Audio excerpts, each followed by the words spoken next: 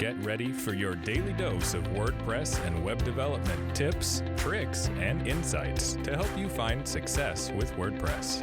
You're listening to WP the Podcast with your hosts, David Blackman and Tim Streifler.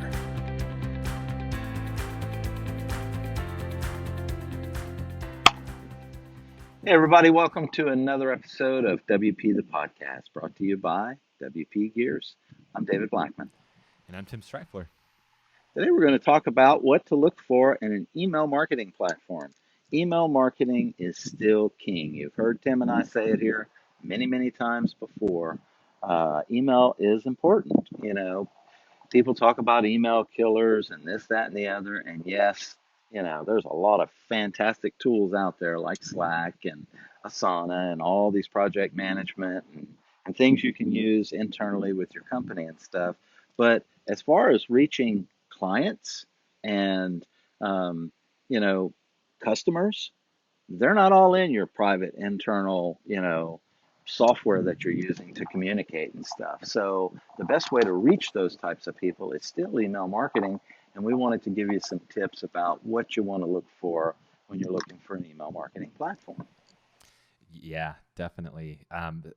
While a lot of the platforms out there have very similar features, they're not all created equal.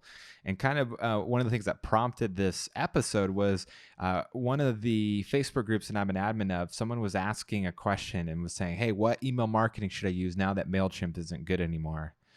And it took him a while to respond back because people were asking, what do you mean? Why? What happened? Why isn't it good anymore?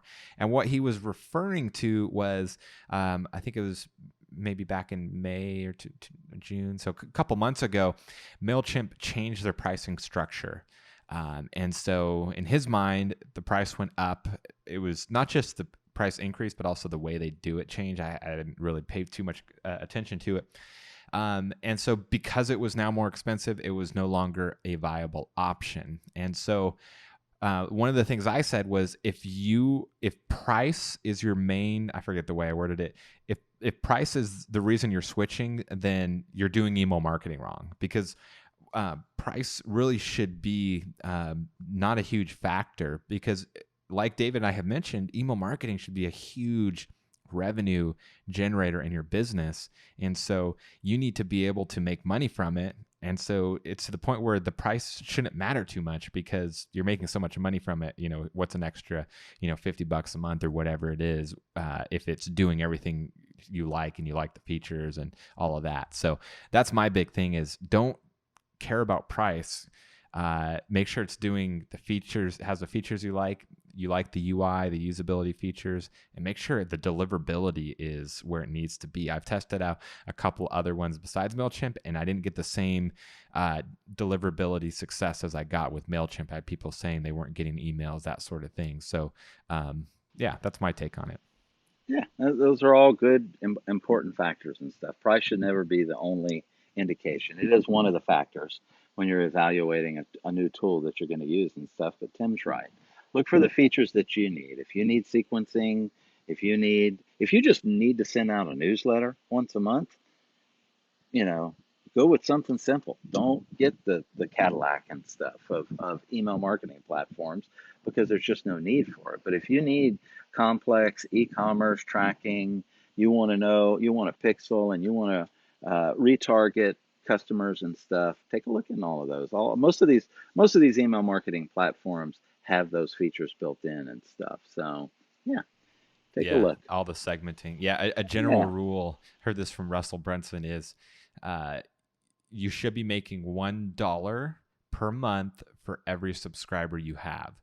So if you have a list of 10,000, then your email list should help generate $10,000 a month. Now, obviously, these are rough numbers, but to give you an idea, if you're doing email marketing right and you're selling a product or service, you should be able to generate money from it. So again, it kind of comes back to price should not be, a huge factor when evaluating.